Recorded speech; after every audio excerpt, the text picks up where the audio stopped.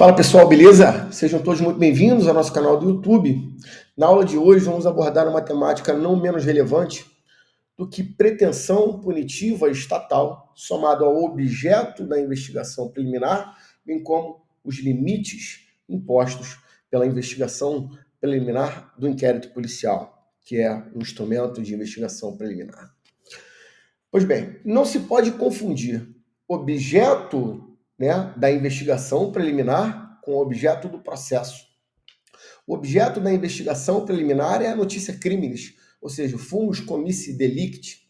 O objeto do processo seria a pretensão punitiva estatal. Mas o que seria a pretensão punitiva estatal, Existe lá no artigo 155 subtrair coisa alheia móvel para si ou para outrem, pena de reclusão de 1 a 4 anos. Enquanto o Tício não subtrair o telefone ou o bem jurídico de Mévio, a pretensão punitiva fica no campo abstrato, genérico, não é encaminhado para ninguém de forma objetiva. Mas a partir do momento em que a subtração desse bem jurídico, desse patrimônio, o que estava no campo ali abstrato, genérico, dirigido a toda a coletividade, ela vai para o campo concreto, direcionando aquele indivíduo que ele vai se submeter a uma sanção penal. E o que seria a pretensão punitiva? É o direito que o Estado tem de exigir do sujeito ativo daquele delito que ele se submeta a uma sanção penal. E a pretensão punitiva, ela se divide em pretensão punitiva de ordem subjetiva e pretensão punitiva de ordem objetiva. A pretensão punitiva de ordem subjetiva está correlacionada aos sujeitos processuais, aos entes que comporão aquela relação jurídica. Por parte do órgão acusador, do Estado, ficaria o Ministério Público em ação penal pública, condicionada à representação ou incondicionada, e sobre o manto da ação de iniciativa privada ficaria o particular acusador. Na vertente da pretensão punitiva estatal objetiva, seria o fato aparentemente punível, ou seja, de ordem objetiva, é o fato que é o bem da vida ali tutelado pelo ordenamento jurídico. Tecidas essas considerações iniciais, pretensão punitiva, vamos às limitações da investigação preliminar, mais precisamente do inquérito policial. O inquérito policial é instaurado num juízo de possibilidade, Conforme a autoridade policial toma conhecimento da prática de um fato aparentemente criminoso, o delegado de polícia ele atua no campo da possibilidade. Conforme sobrevêm as investigações, os atos investigatórios que vão instruir aquele inquérito policial, caminhamos para um juízo de probabilidade. É o que se denomina teoria da predominância das razões positivas. Ou seja, saindo de um campo de possibilidade, de um campo possível, ingressamos para um juízo de probabilidade da investigação preliminar, quando se remete ali os elementos informativos apontando para determinado indivíduo.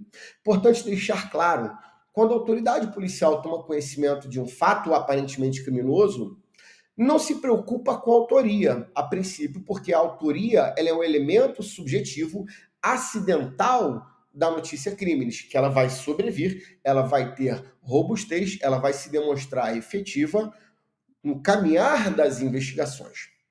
Tecido esses comentários iniciais, o que seria limitação qualitativa horizontal? Ou seja, o inquérito policial ele busca demonstrar de imediato a prática de um fato aparentemente punível, somado à autoria, bem como participação. Então, numa vertente limitação qualitativa horizontal, a autoridade policial busca a prática de um fato aparentemente criminoso, mostrar a autoria, bem como eventual participação. De outro giro, na vertente qualitativa vertical, estaríamos preocupados com o direito. A autoridade policial deve demonstrar que o fato é típico, ilícito e culpável à luz dos elementos do conceito formal de crime. Então, a autoridade policial deve demonstrar que esse fato é aparentemente criminoso, à luz da tipicidade ilicitude e a culpabilidade. Pois bem, somado a isso, a limitação quantitativa do inquérito policial, né, está correlacionada ao fator tempo. Versa no artigo 10 do Código de Processo Penal que aquele indivíduo que foi preso em flagrante ou preso preventivamente, o inquérito tem que se limitar ao prazo de 10 dias e concluir as suas investigações, remetendo os autos para que o membro do Ministério Público ofereça a denúncia, caso tenha o juízo de probabilidade dos elementos informativos ali trazidos. E a inobservância, muito importante isso, né? A inobservância da limitação quantitativa do inquérito policial viola um princípio de ordem constitucional da duração razoável do processo. Percebam, né? Princípio da duração razoável do processo. Embora estejamos mencionando sobre processo, aqui a interpretação a ser dada é de natureza ampliativa, abarcando procedimentos administrativos, porque ninguém nega que se aplica esse princípio tanto ao direito civil, ao direito penal, processual penal, bem como ao direito do trabalho, todos os ramos, bem como ao direito administrativo. E o inquérito policial é um ato administrativo e submetido às regras do direito administrativo, inclusive sujeitos, elementos integrantes, sujeito, forma, finalidade, motivo e objeto. Então, quando viola, né, a limitação quantitativa do inquérito policial, o lapso temporal, você estaria de forma subjacente violando o princípio da razoável duração do processo. E não se iludam, porque o STJ e o Supremo Tribunal Federal possuem precedentes no sentido de que um inquérito policial demasiadamente extenso na sua acepção temporal, ou seja, o inquérito tramitando por longos 6, 7 anos e não consegue chegar a uma conclusão de autoria e de materialidade, esse inquérito ele desafia o trancamento dele, mas através de um habeas corpus. Tudo bem, Tiago, eu entendi. Mas qual é o pano de fundo do objeto desse habeas corpus? Ora, nada mais é do que a violação da razoável duração do processo. No que tange ao princípio da duração razoável do processo, para que compreendamos esse raciocínio, razoável, a expressão razoável é fluida, é um conceito aberto, é um conceito jurídico indeterminado. E existem duas teorias na doutrina que se debruçam sobre a temática para dizer o que seria razoável, um prazo razoável.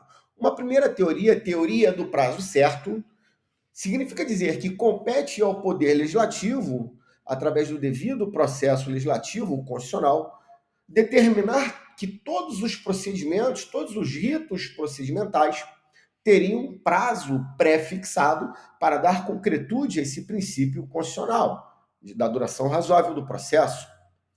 Mas, analisando o caso concreto, fica difícil você conseguir determinar que esse processo, a depender da casuística, ele observe os prazos efetivamente previstos em lei. Imagina um processo que tem aí 50 réus. Naturalmente, não pode ser o mesmo prazo observado quando há um ou dois réus naquela relação jurídica processual. E aí é que nasce a segunda teoria, a teoria do não prazo, inclusive a teoria a qual nos filiamos. Não há que se falar em fixação de um prazo certo e determinado. O caso concreto, a circunstância fática, vai dizer se esse prazo é razoável ou se esse prazo não seria razoável para aplicação da duração razoável do processo. Tá certo, pessoal? Esse aí foi o vídeo de hoje, uma questão muito relevante, um ponto que a doutrina pouco se debruça sobre o assunto. Quem trata muito bem é o professor Auri Lopes Júnior. Se gostou do vídeo, deixe um like aí, se inscreva no nosso canal. Até o próximo encontro.